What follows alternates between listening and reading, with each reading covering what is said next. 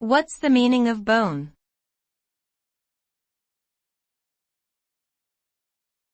Bone.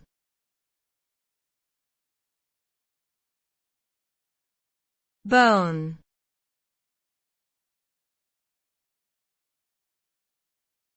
Bone.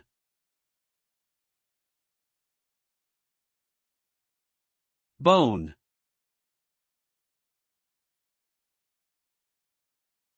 Bone is a rigid organ composed primarily of collagen and calcium that forms the skeletal structure of vertebrates. It serves several vital functions, such as protecting delicate organs like the brain, heart, and lungs, providing support and anchorage to muscles, and producing blood cells and minerals. Bones are classified based on their shape and size, and they can be long, short, flat, or irregular. Fractures, infections, and degenerative diseases like osteoporosis can affect bone health and function. Adequate nutrition and physical activity, along with medical intervention when necessary, can help maintain bone strength and prevent bone-related disorders.